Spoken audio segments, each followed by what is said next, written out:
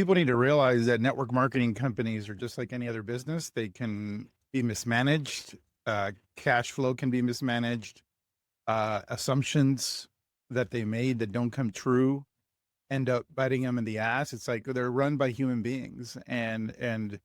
What advice would you give network marketers when it comes to who they choose to partner with as a company? Like what do you look for? Because, you wanna choose a company that not only has great products, great comp plan, but also great management and leadership so that you mitigate this risk. That risk will never, like, be completely absent, but what do you recommend in that scenario to look out for? Because I think that's especially for professional network marketers who may be in this situation where they need to look for a new home. What would you look for? Yeah, it's a question I get. I used to get once every 2 or 3 weeks. Now I probably get private conversations 3 times a week. And I always keep confidence, right? Because I've just found it's the easiest way where you just don't tell one person anything they say and you don't have to worry about it. I tell them, don't give me the blame or the credit. I never suggest a company. I try to ask a good series of questions. The most important thing by far, and it's not even close. We are Attraction Marketing. Welcome. What is up, my friends? JT DeBolt with you today, and I say good morning, good afternoon, and good evening, whatever time it is for you, no matter where you might be tuning in from on the Big Blue Marble. Thank you, as always, for joining us here for the Attraction Marketing Show. I am stoked, thrilled out of my mind, actually, to be joined today by a true industry leader, somebody who has been a leader in the industry, both as a network marketing builder, but also as somebody who is a builder of leaders himself. The one and only Mr. Rob Sperry. You guys are in for a huge treat. This is a man who has created a lot of success for himself, but more importantly, created success for other people. He's huge on really transferring that knowledge and that experience, and you guys are in for a treat. Plus, we might have a special guest that joins us. I can't say that, wink, wink, nod, nod, but stay tuned. Ladies and gentlemen, give it up for the one and only Mr. Rob Sperry. Rob, come on out, man. Yeah. Thank you. Yeah, I'll take it. I'll take it. Thank you so much. I can feel the energy on the podcast. That's unique, right? So It's well crazy. done, guys. In studio guest, not really. Rob, dude, I swear, man, first time we met, this was back at an event that we held last year. It was the first time I actually had met you. I've known of you for several years, actually, just through kind of social networking and things like that, people we've had in common as friends, things like this, and of course, social media itself. But last year, I think it was last year, is the first time we actually were in the same room together. And I genuinely just felt what an awesome dude you were. And, great sense of humor, obviously deeply connected to your family and things like this. And I want to dive into all of that because I really want our audience to get a sense for who Rob Sperry truly is and get a sense for really kind of like some of the ground that you've laid for us to have the success in the industry, to make the industry strong. So before we jump into that, I kind of want to just know, who is Rob Sperry? What makes Rob tick? What do we want to know before we jump into this conversation, man? Oh, that's a deep question, right? I'll give the short answer, but everyone always knows there's a lot more to it. For me, if we all have had unique experiences, I went through some tragedies, a death of a loved one at age 16 that gave me some really, really unique perspective on how short this life really is. And so that really gave me perspective where I felt like I was a 90-year-old at age 16, valuing how short this life can be. And I know that sounds super, super crazy, but when you have a death of a loved one, it does that for you. And so from that, I had a motto without actually having the words for it. Those words I didn't hear later. It's an anonymous quote called "Die with memories, not dreams." Still don't know who that original author is, but heard that about a decade ago or so. And that's really been my motto. And so for me, it's my wife. We've been married for almost 22 years. It'll be 22 years here in a couple months. We've got 4 kids all the way from ages 11 to 20 years old. And our goal is 7 family vacations every single year. I get to coach the high school tennis teams as a give back service. I do that for about 5 to 6 months a year, 20, 25 hours a week. I get to do teenage mastermind sessions I've done over the last 3 years. We've done now 38 of those. And so that's like the deeper meaning purpose of relationships and giving back. But of course, you got to make money so that you have time in order to be able to fulfill with those talents and things that really drive you and give you passion. So that's the short abbreviated version. Man, I really appreciate that. And it's one thing that was really cool. I remember you spoke a lot about that, die with memories, not with, what was it again? How's the quote? Die with memories, not with dreams. Man, that's amazing. And I think on the outside, a lot of folks, especially even if they're not in network marketing, but in this industry, would take a look at how you kind of encapsulated the life you live today and think that's the dream life, right? The ability to take multiple vacations with your family, the ability to be there to coach your team, your kids' teams and do all these things, especially with, kids in such a diverse age bracket like you have. I got to be honest. I got my daughter here in town. She turns 20 tomorrow, firstborn. So it's just crazy to see the first one when she was a teenager. Now she's no longer a teenager. And it's like, oh man, what's going on here? So you kind of have that perspective as a dad and also somebody who's been in the industry. And I appreciate that. Question for you. When you first kind of got into this, did you ever see yourself doing network marketing? Was that like an aspiration, or did you find it kind of by accident? How did that whole thing play out for you? Yeah, so I live in Utah. If you haven't been approached by 5 or 6 companies, that means you don't have friends. Yeah. So for me, it was one of those things where I was like, you just don't do that unless things are really, really bad. And so I was never interested. So much so that I was approached by 11 different network marketing companies and never had any interest in any of them. But call it right place, right time, right? I was running a tennis club. I bought every small business magazine, every entrepreneur magazine. I was the wannabe entrepreneur, meaning I was trying to figure out how to be one. I just really wasn't taking action. So I kept studying. I kept asking all the tennis members at the tennis club, very, very successful, like wildly successful. What did you do? How did you make your money? And so in essence, I really was preparing myself. I just didn't think it was ever network marketing. And I had an individual that had a tremendous amount of success, one of those legends, icons in the profession, that I'd become really close with his family. And he was the one that approached me, said, hey, I haven't really worked in years and years and years, but I'm going to go make another run at it. I'll teach you, show you how, and teach you how to treat this like a real business. And he said something that really stood out, very impactful. He said, this will be the hardest thing you've ever done. Everyone else treated it like get rich quick. Yeah. And you get lucky. And he said, no, this is going to be the hardest thing I've ever done. And I'm going to treat this like, give you like a real business plan. So I said, okay, that's intriguing. He said, but on top of that, he said, you will make sacrifices, and a ton of them. But someday, every day will be an anniversary. Every day will be a holiday. Every day will be like a birthday, because you will have time freedom. And he said, right now, you want to know what my hobby is? And I'm like, I have no idea. He said, it's my family.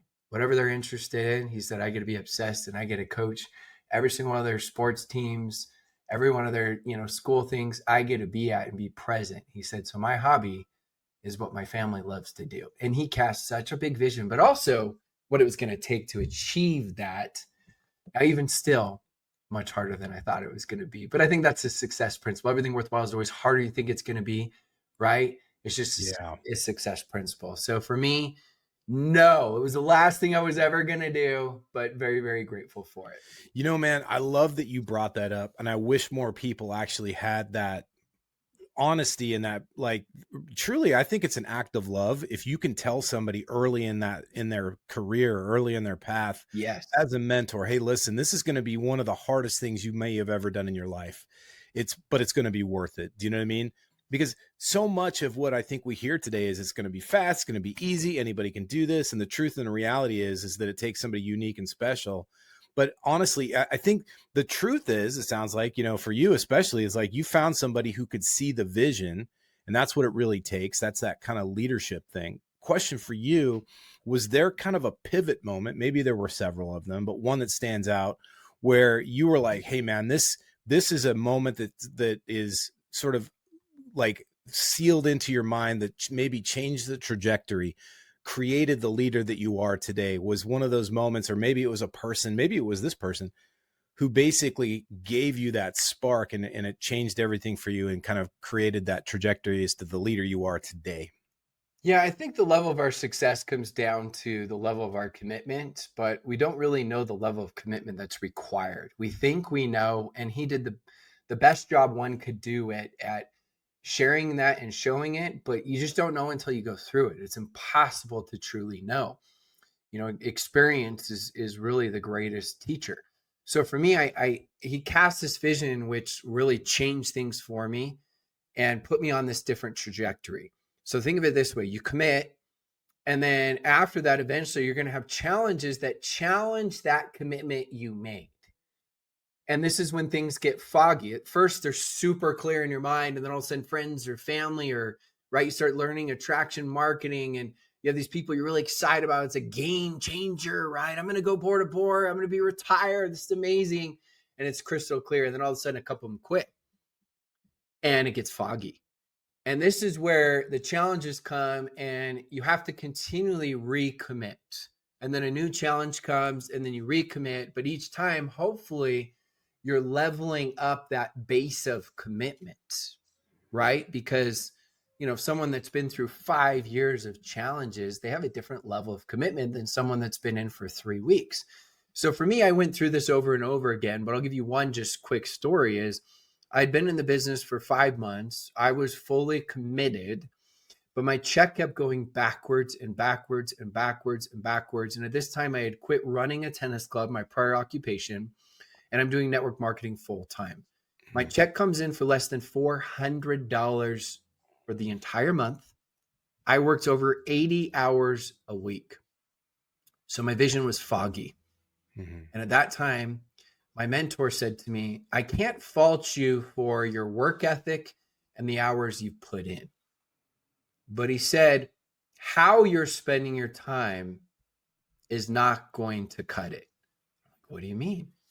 He said, working this business is talking to brand new people. However you do that, it doesn't really matter, right? Whether you're doing it social media, whatever your strategies are to doing it. He's like, you got to figure that out. He said, I can help you with it. But he said, that's the bottom line. And he said, and then you got to do some sort of third-party validation. He's like, I don't really care, right? Nowadays, it's like whether it's messenger chats or group chats or Zooms or whatever secret sauce system you're using, doesn't really matter. He said, but you can't cheat the grind. And Oh man, hours don't equal the grind, right? A lot of people associate that, and that's where they confuse being busy with being productive because we're used to be paying hourly. Yeah. And so I was like, ooh, that was brutal. I needed that. And so yeah. at that point, I recommitted. My volume went up by 3x. I never dropped below that level of volume. And I still went through multiple up, down, but it was like I created a new base level from it.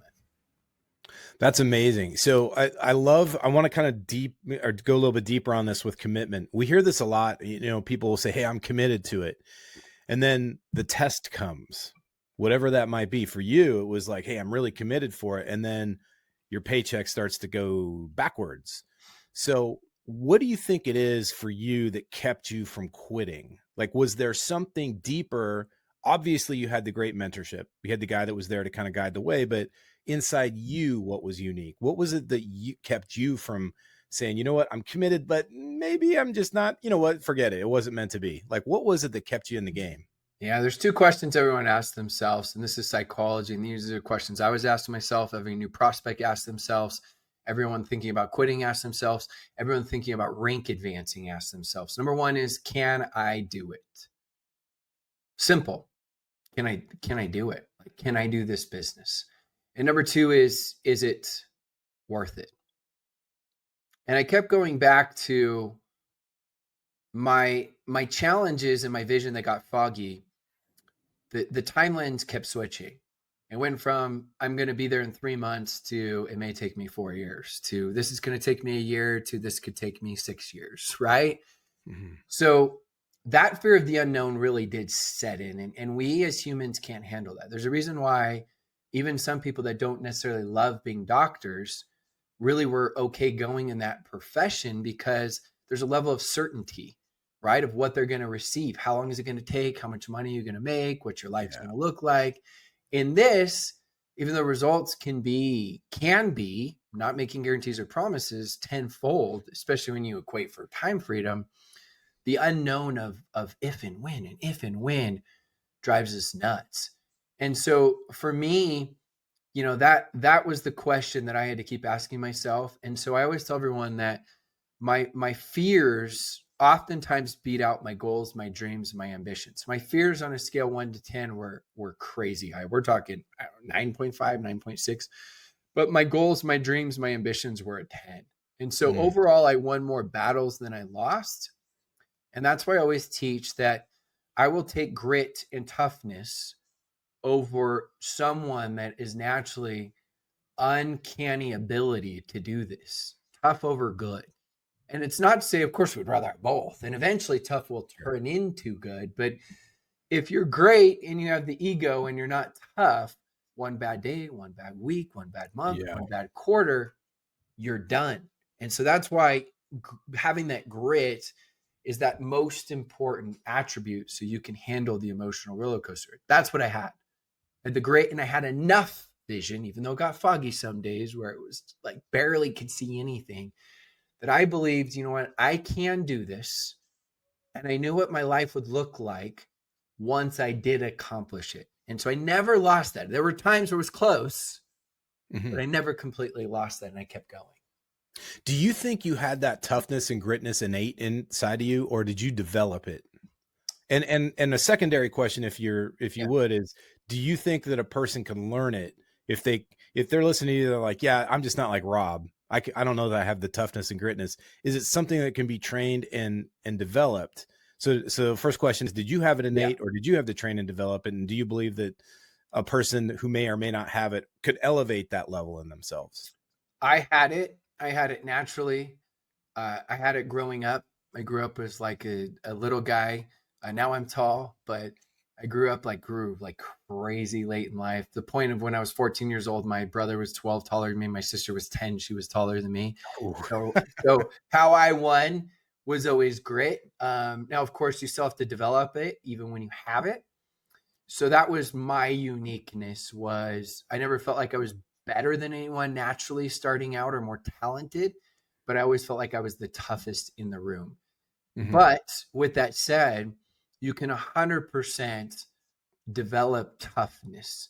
And it's not something that's necessarily easy, but you can 100% do it. And I always tell everyone, show me your habits and I'll show you your future. So it comes back to, okay, well, how do we change our habits? Little small things that we do. And in network marketing, it's great to focus on the huge goals and the dream boards and all that. I did it. But where we miss the mark all too often is we don't focus on the teeny small non-negotiable goals that will create habits. So an example is in the last now 17 years, I've missed a total of 0 days of personal development, studying, or reading. It sounds impressive, but in reality, my goal is just to do it. That's like my minimum non-negotiable, even if it's 30 seconds. So I don't miss it. So it creates a habit, which changes my identity of, I'm someone that does personal development. My normal goal or standard goal is I want to do an hour every day. So network marketers don't separate that, and neither do most human beings. It's like they create this huge goal, and when they don't achieve it, they get discouraged. I create variations of goals of what's my huge one, what's like my standard one, but then what's the minimum one I will do no matter what. And that's what's really, really propelled me to help level up my identity, and other people that didn't feel like they had the grit to help them create a level of habits that will change their very identity. Dude, legit mic drop moment right there. I think that's one of the things I wish more people understood was you can have like an ideal, like ideally I would love to have this, but you at the very minimum have to have like a standard that you shoot for on a daily basis, and then a go no lower than. Just like, hey, this is the baseline. This is non-negotiable. I'm doing this no matter what, that kind of thing. It's almost like people don't understand. They almost undersell themselves on the fact that they do that for themselves already. Now, their standards may not be great, and their baseline things may not necessarily be noteworthy, but it's like most people will, for instance, brush their teeth. Like every day I do it no matter what. For instance, every day they may not drink a gallon of water, but at least they're working towards something, and they kind of take those things for granted. It's like that behavior can be transferable if you allow it to. Hey, my friends, hope you're enjoying the show. I wanted to take a quick minute and invite you to something very cool. If you are tired of following up with dead leads, if you're tired of all the spammy, scammy conversations online, if you're tired of chasing down friends, family, and people you work with just to get somebody interested in your business, and you would actually like to talk to highly qualified people who have a genuine interest in doing business with you, then we have our all digital 5-day boot camp that teaches you all the things that we do, and it will help you get 3 to 7 new customers each and every single week. That's our personal guarantee to you. If you want to take advantage of that, click the link directly below this, or you can go to attractionmarketing.com/YouTube. Now, let's get you back to the show. Now, you'd mentioned this. You were talking about, hey, you've got this amazing streak of personal development you work on. That's a commitment you've made to yourself. Was there anything you had to unlearn? Maybe it was a habit or a thought pattern, a belief system that you had to unlearn in order for you to make that growth and to make that jump in your business and in your life. Yeah, my association to grit was outworking everyone. And through that association, it was always associating everything with time, not necessarily leverage or efficiency. So the beginning of network marketing, when I had that struggle in my 5th month, I'm working 80 hours a week, but in reality, my conversations with talking with new leads, new potential prospects or customers was less than 1% of my total time spent. When in reality, I could have spent 5 hours a week just on that, and I would have accomplished much more in 20 hours a month than working, a total of 320 hours in that month.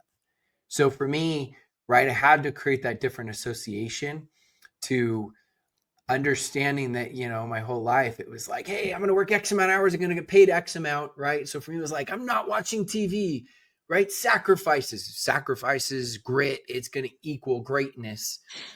And in reality, that wasn't completely true. I mean, you could be someone that you never watch TV, you work 80 hours a week for the rest of your life, and you never have success. And I know that's not what you want to hear, but you have to take the right level of productivity to have success. And so I had to undo much of that in this profession because the comp plan doesn't care. The comp plan's like, okay, Rob, okay, JT, how many hours did you work this week? Comp plan doesn't care if it's 30 minutes, 12 hours, 8 hours, right? It's all based on results. So you have to focus on, okay, with my results, what's going to get me the most amount of results? How can I be the most effective with my time?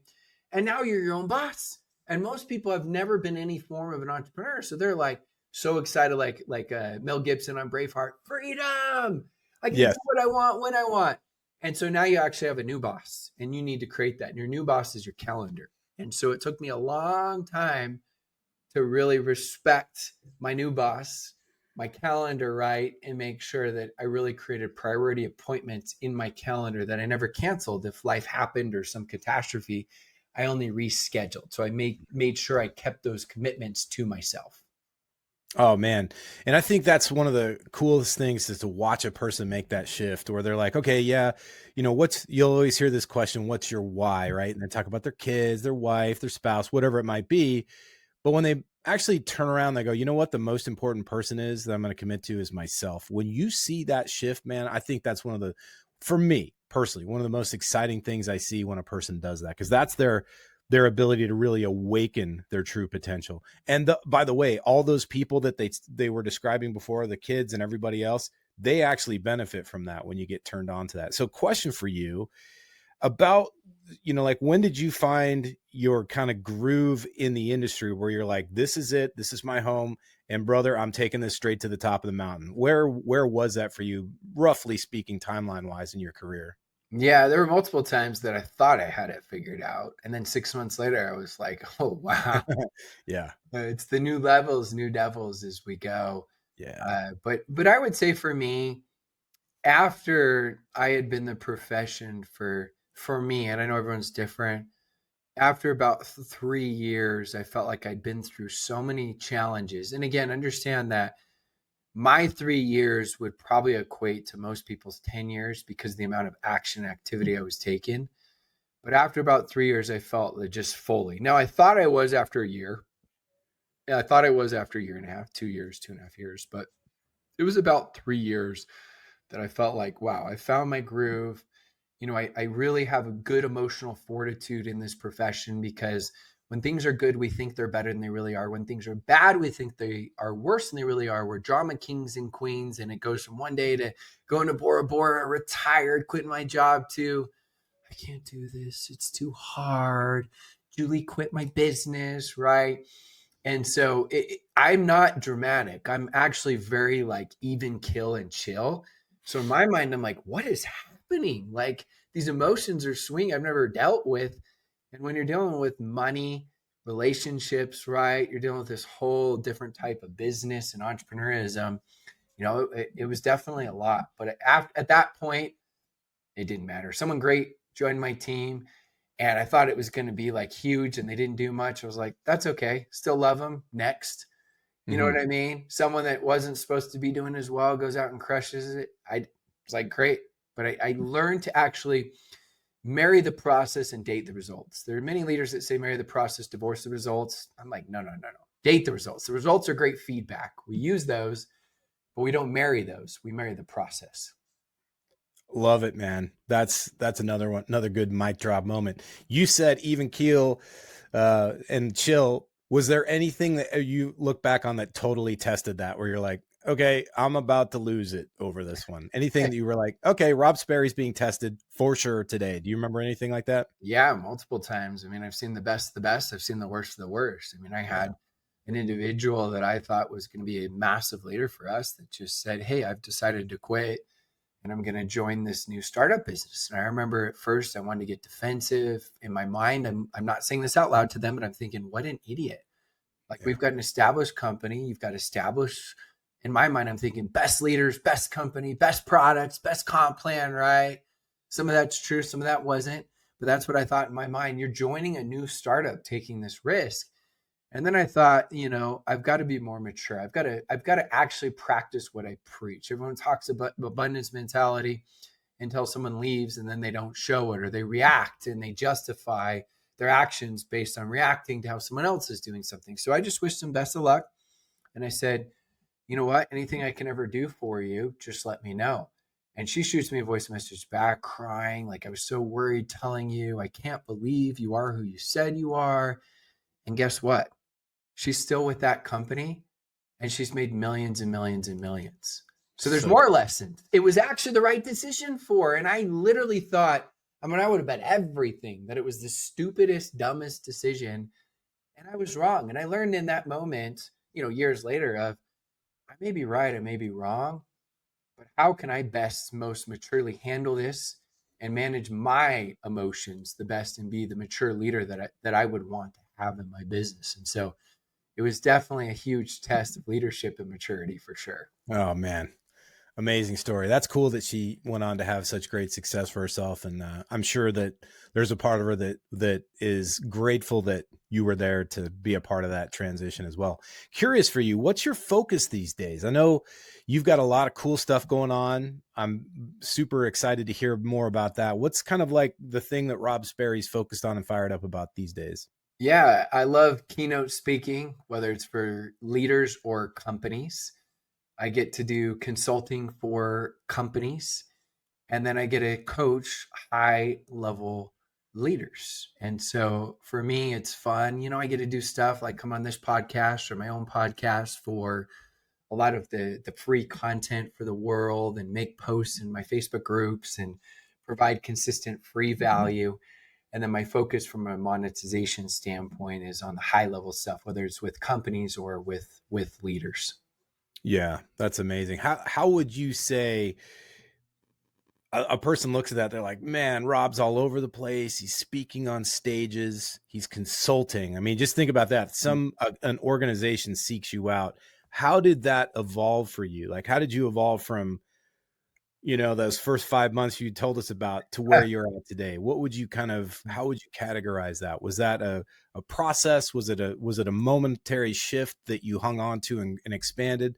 What was that like? Yeah. So the plan was never to become a keynote speaker, coach, or consultant. I used to make fun of coaches, and I said, if you can't build, go coach.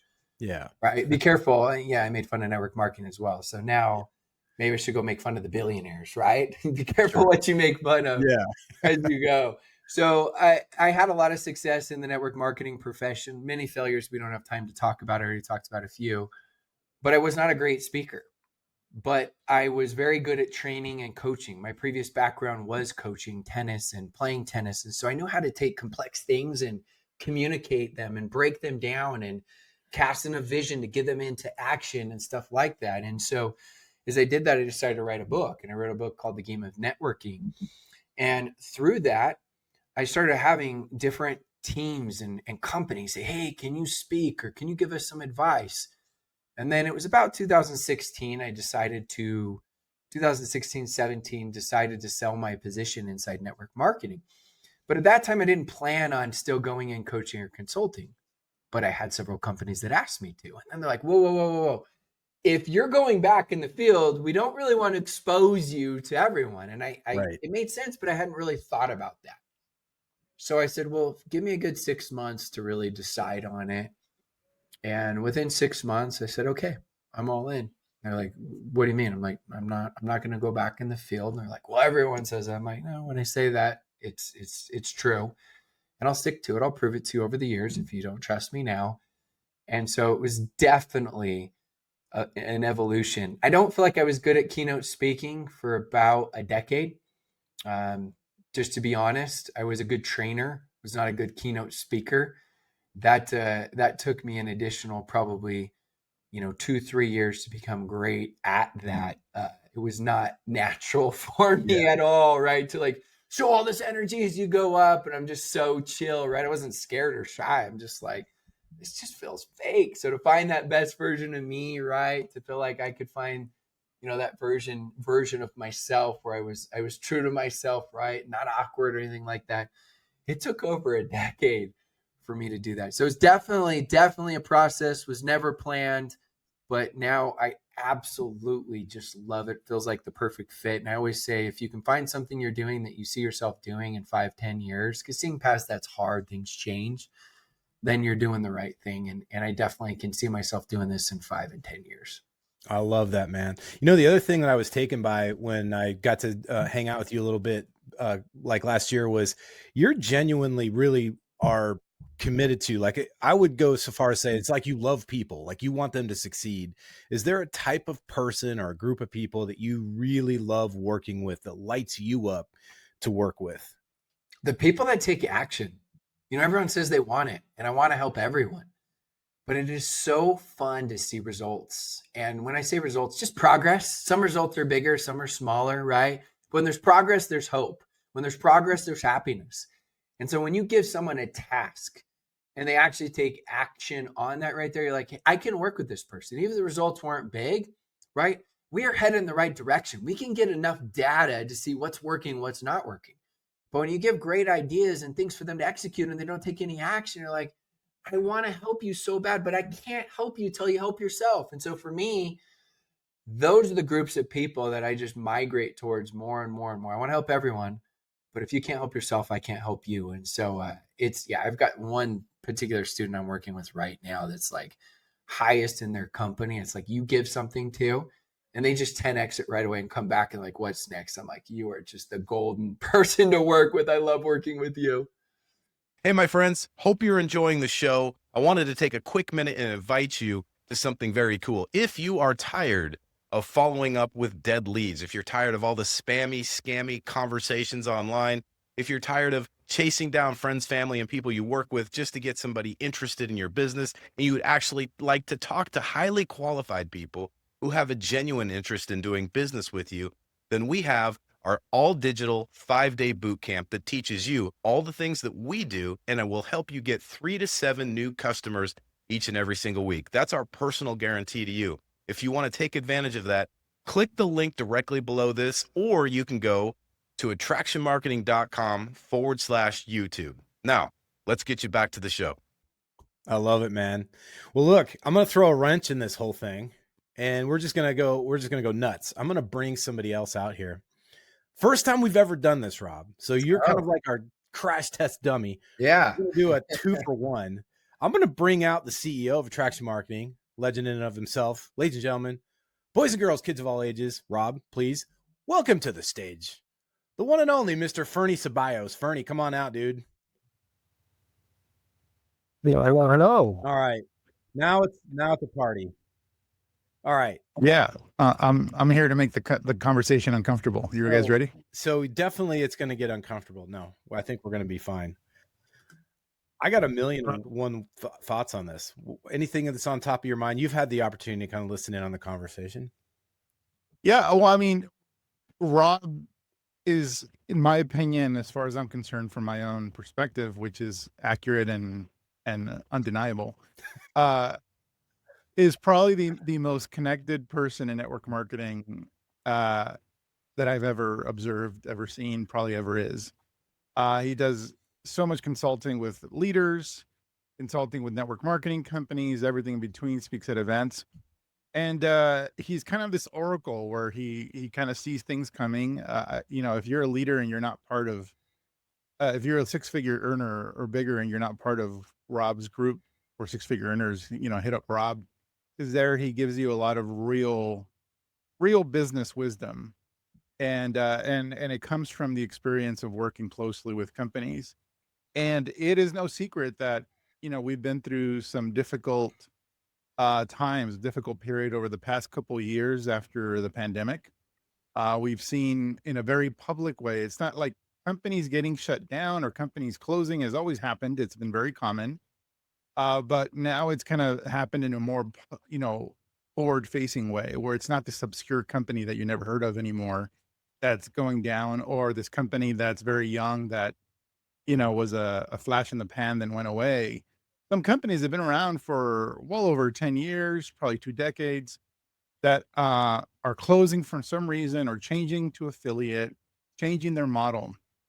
And so I want to speak honestly about that. What is happening in the network marketing space right now, as far as your opinion is, like, just from your perspective, because I would trust your perspective over anybody else when it comes to this topic. And what do you think might be broken in network marketing, if anything, that we might need to look at fixing or repairing? Yeah. Well, I love having conversations with you, Fernie. Him and I will voice message each other on like different topics on the profession, which is just fun, like just collaborating. And what do you see, or do you agree with this, or what about that as you go? But we've got a great weeding out season right now, and that's normal.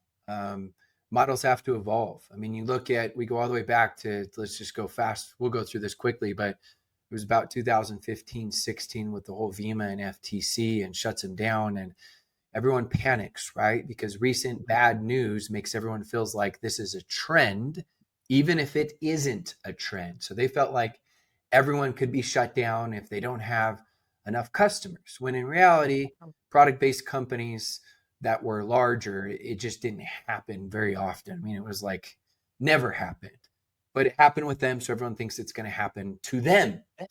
So from that, everyone shifted to this customer-based model. When I say everyone, most just started, we got to have more customers, a higher ratio of distributors to customers, which old school network marketing, I remember in 2008, it was like, if they want to be a customer, don't even bother. It's not worth your time. Like that was most companies. Like it was just crazy. It was money, money, money. You have a great product, but just focus on the money, money, money, business, business. So that was a great evolution. Then Amazon comes along with Amazon Prime, and everyone's like, why am I clicking multiple times on your website? Why is my product not showing up the next day? Why am I paying for shipping? So the whole bar got raised. And then with the information age and the ability to, produce products, manufacture products, right? The competition got stiffer and stiffer. Now you add on the opportunity economy. There wasn't Uber, Airbnb, right? All these affiliate type opportunities in 2008 like there are now. So all of a sudden you add all of that in, and the model is starting to change, where people have this expectation of, that's great that there's money in the on the back end, right? Old school network marketing, 1 year to learn how to do this business, 3 years to make a full-time income, 5 years on average to make a big income, 7 years to make a world-class income. And all of a sudden you got the new person that's coming in, screw that. If you don't show me how to make money in these first couple months, I'm out, because if I can't take care of the short term, I can't even see the vision for the long term. So this quick fix, instant gratification, or quicker fix started to shift. And companies started realizing, okay, we got to take care of the customer more. We got to retain the customer. We got to provide more value because there's more competition. And then they started realizing we've got to find ways to help people make more money quicker, right? To keep them going or even get them where they even start with us. So we had all of that. We had the COVID bump, right? Where there's like money being pumped in the system. Everyone's at home, everyone's online. And then post COVID, we've got a social media recession. It's not algorithms, people. It's you have 100 times more reels than you used to have. Your expectations are higher. You're not as intrigued as you used to be. You're more bored. There's no algorithm change on that. It's just people now, it's just change on your expectation now. There's so many more to compete with as you go. So you add that in, and then you add in whatever you want to call it, right? They changed the definition of recessions these days, but people are tighter on their pocketbooks and there's inflation. So if I were ordering 100 products, now let's say I'm ordering 80 normal things from my household, I'm cutting 20. Does your company make the cut? Because if you're not providing enough value, I'm cutting you from my budget because everything's tighter right now. And so because of that, we see this huge shift where a lot of companies, right, have struggled. We've seen a lot of leaders and teams struggle. But we also are Yeah. seeing a great emergence of people that are creating new things because it doesn't take money to make money. It takes creativity to make money. And when you're in the dip, everyone starts getting creative of what do we need? What don't we need? I'm sure you guys have done the same thing with your guys' teams. Like, are we paying too much here? Not enough here. What should we invest more in? Like, you get hungrier, you get smarter, you get more creative as you go. So that's we could spend like an hour on this, Mhm. but that's like a short 5-6 minute, deep dive on it. Yeah, I think people need to realize that network marketing companies are just like any other business. They can be mismanaged. Cash flow can be mismanaged. Assumptions that they made that don't come true end up biting them in the ass. It's like they're run by human beings, and what advice would you give network marketers when it comes to who they choose to partner with as a company? Like, what do you look for? Because you want to choose a company that not only has great products, great comp plan, but also great management and leadership, so that you mitigate this risk. That risk will never like be completely absent, but what do you recommend in that scenario to look out for? Because I think that's especially for professional network marketers who may be in this situation where they need to look for a new home. What would you look for? Yeah, it's a question I get. I used to get once every 2 or 3 weeks. Now I probably get private conversations 3 times a week. And I always keep confidence, right? Because I've just found it's the easiest way where you just don't tell one person anything they say and you don't have to worry about it. I tell them, don't give me the blame or the credit. I never suggest a company. I try to ask a good series of questions. The most important thing by far, and it's not even close, is who is or who are the owners? It's not even close. Like, inevitably, you're going to go through storms, but the captain is going to be able to navigate through the storms. So, sure, some owners are going to tell you what you want to hear, but listening to them and at least hearing what the vision is, how excited they are about network marketing, what their experience is about network marketing, all these things make a difference to at least help. So you do your best to figure out who is at the helm. This is not all companies, but when we really look at the companies that have gone down, and I'm generalizing, not everyone, but the majority are private equity companies. And private equity typically, not venture capitalism. Venture capitalism is more like they're invested in you long term, right? Oftentimes more at the beginning. Private equity comes in. If you don't understand what that is, just think of a big group with a ton of money, and their goal is to come in and flip you to be able to turn it for a profit. Well, network marketing needs a much longer term vision than that. And when you start cutting things, you have more profit here, or let's cut this incentive trip, or not playing the comp plan so it shows better. It never works out. Like, it hasn't worked out. And when people say, well, sure it has, I'm like, tell me a company, right? And if I'm wrong, then I'll add that to the exception. But private equity, right, just has it. And I know that it's tough because I love everyone and I'm cheering you on. And if you're part of private equity, great. And you love your company, great. Make the best of it. The best thing you control is your network and your skill set. So awesome. I'm not telling you when they should leave their company. You just asked what I would look for, right? Make the best of your situation. So for me, who are the owners? By far, it's not even close.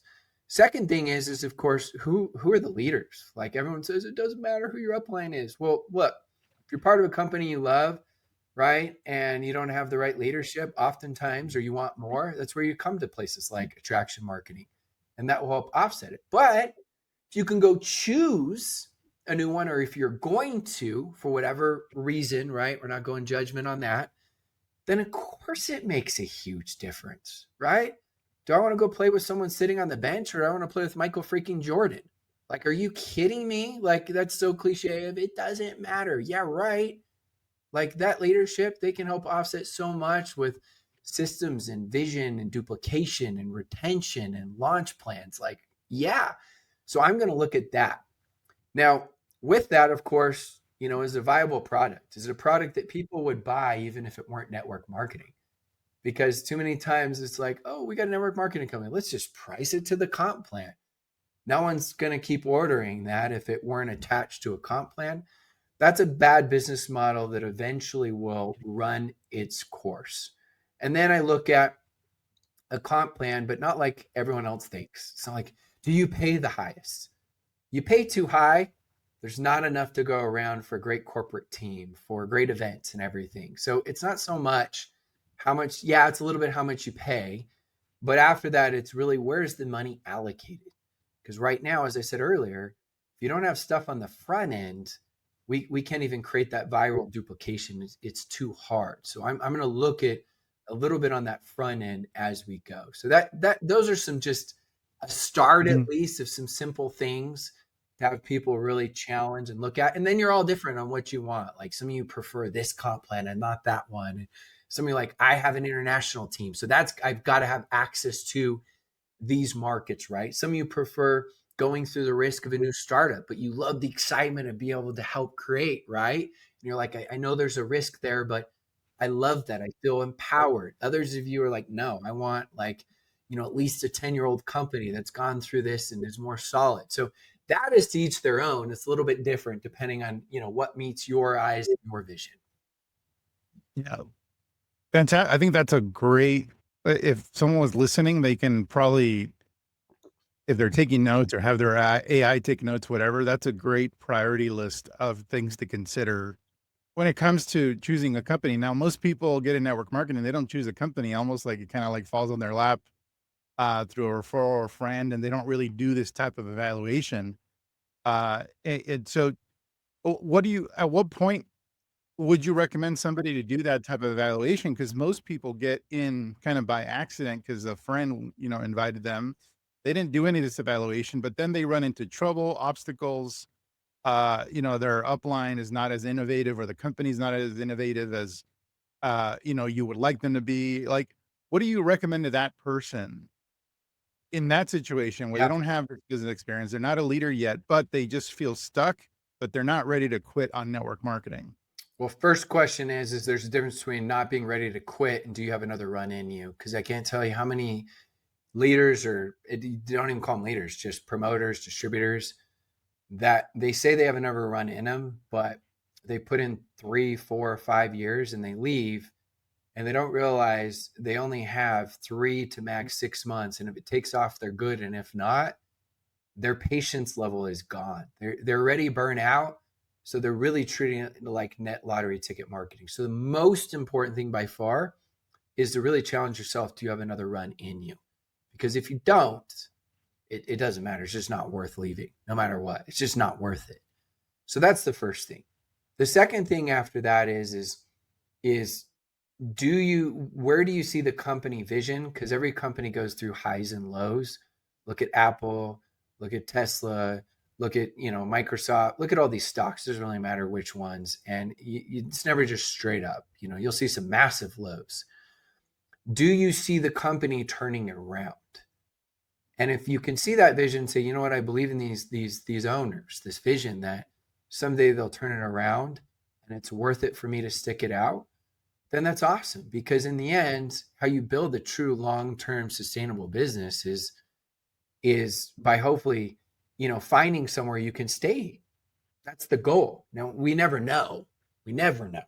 People say they do. You never know. I mean, it's sad. I've seen company owners that die in plane crashes, right? That changes everything. You may think you have the best company owner ever. What happens if they all die in a plane? Like, this happens. This isn't theoretic.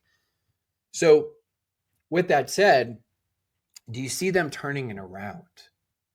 And if you do, then, that can help as well. And then the next thing is we go through like these different level of questions for them, like where's their belief level, right? And in their team and the company is once they make a decision on it, it shouldn't be a rash one. So if you decide to stay, create a level of commitment for X amount of time. So you're not going to make it work if every week you're looking around, right? So is that 6 months where I'm just head down and I'm just committed and I'm not looking at anything else no matter what, and then I'll reassess and reevaluate? Or if you decide to leave, don't just leave. You're going to have FOMO with all these opportunities, or this person signing up that they could be beneath them. Look, you're hoping you got another 5-7 year run. So don't base it on this one person. It's, is going to be here and it's going to change everything and we'll put them underneath you or this or that. I'm not saying you got to look at 50 companies, but evaluate what type you want to look for. That should weed out a bunch, right? Old, new, right? Whatever it is, different things like that. How many countries, basic things like that, who the leader is, owners. And then after that, go take a look at least like 5 so you can make an educated decision on it as you go. So those are some things that I would evaluate. But yeah, first and foremost, you have another run in you, right? Second is where do you see, what are your guesses? Because you don't know on the vision of the company. Do you believe that they can turn it around and it's worth it for you to stick around and see that? Yeah, so some people might be hearing this conversation, and especially if they're not in network marketing, if they hear this, they go, "Well, what? You guys are talking about all these like risks and stuff. Like, why would I want to be part of network marketing?" So, I think we're just having a real conversation, a business conversation, and this conversation can be had about any business, any profession, not just network marketing. So we're just being real about, what are the considerations or risk, et cetera, as would happen in any profession. And I think, but also there's a lot of network marketing naysayers. There's a lot of people that make arguments against network marketing. A lot of those arguments I agree with from a perspective of here's where that's great feedback on where we need to improve or where we need to do better. It's not like, oh, for this reason. Usually they don't make legal arguments, but they use their arguments to say, oh, network marketing should be illegal when there's, corruption in so many different industries. Yeah. It means we need to do better in a certain area.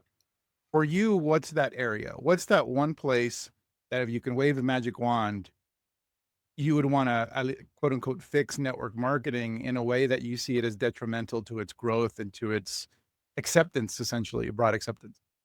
Well, right now there's a couple things. Number one, it's incestuous, where everyone's trying to grow just from taking other people's teams. Now, look, there's a difference. I mean, if someone's leaving anyways, of course, if I'm building and I got a great company, great team, of course, there's nothing wrong with that at all. Of course, you want them to join you rather than join some company that you have no idea if it's good or not.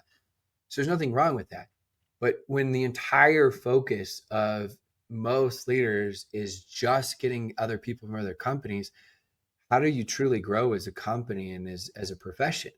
Like, you have to be so good that you're attracting the person that's never done network marketing, right? It could be the entrepreneur. It could be the stay-at-home mom. It could be, that's never done it and is like, wow, this is different than I thought. So make it so good that the outsider that isn't part of this profession says, you know what? Like, that's different than I thought. I'm interested. Then part of that is from a consumer standpoint. When I consult a lot of these companies, it's shocking because they're excited they have these new customers come on. And then I look at the systems behind the scenes and I'm like, the distributor's job is to bring them on. You as a company need to retain them. You don't know what the communication is going to be. It's all over the place. So what are your systems that you have to retain them as they go? And more often than not, they aren't really, really that good. And so, I look at a couple of those things and I say, if I could wave that magic wand, it would be focusing on making it so good that you attract the person that isn't part of this profession, where they're like, you know what? Like, I could do this. I want to do this.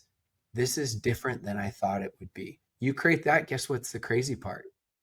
You will attract all the people that leave their network marketing companies, because that thing you got is so sexy that everyone wants to do this and can do this. There's great launch plans. There's great transition customers into business builders, right? There's great duplication and retention as you go. And so that's the ironic part about it, is the best way to attract all those people that you think is the shortcut is to actually go create something that's real and sustainable. Yeah, That's amazing. excellent, man. AG, I gotta say, guys, I really appreciate this. It's a lot of fun hanging out with you guys. I always learn a lot. And Rob, I know you've got a ton going on. I've got a laundry list of questions I'd love to ask you. So we got to have you back on again. If you ever have the time and space for us, we'd love to have you back, man. Where can our followers, our listeners, learn more about you, follow you, and get more Rob Sperry in their life? Yeah, so a couple different places. Network Marketing Breakthroughs with Rob Sperry podcast, almost 300 episodes on there. Weekly content, sometimes multiple episodes. And then I'm crazy active on Facebook, but if you go to the Game of Networking, it's a Facebook group, and I have free posts in there every single day of just deep dive content like this. And then, as Ferny said, you got to reach out privately if you're a six-figure earner. We have a free group that's just value every day with Ferny's in it, and he'll make incredible. Sometimes I'll message him, hey, can you comment on this, right? Because he's got such great behind the scenes feedback. So those would be the main places where I'm the most active. I love it, man. Thank you very much. Thanks for your time today, Rob. Appreciate you. Appreciate the conversation. Fern, thanks for being a part of this as well, man. Absolutely. And by the way, Rob made the mistake of inviting me to his house last year. So I have his personal address. So reach out to me if you want Rob's personal address. You want to show up at his house and announce. Very nice. Well, thanks for having me, guys. I appreciate it. We'll do it again for sure. Yeah, absolutely. Rob, thanks, man. All right, guys, thanks for joining in today. Like, follow, subscribe. And if you know somebody, make sure you share this message far and wide with somebody who might need that inspiration or that information. We appreciate you all. Stay tuned. We have many great episodes of the Attraction Marketing Show coming your way. Lots of great guests. You're not going to want to miss out, so stay tuned for that. We'll see you on the next episode of the Attraction Marketing Show. Have a great one. Hey, what's up, my friends? Hope you enjoyed that show. Hope you got some great value from the content, and hope you enjoyed our conversation with our speaker.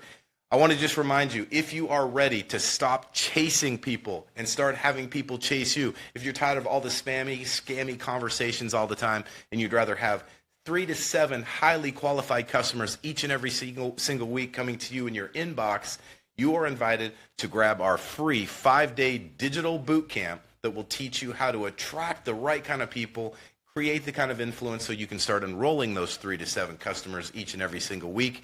And you can get that at the link below, or you can go to attractionmarketing.com/YouTube.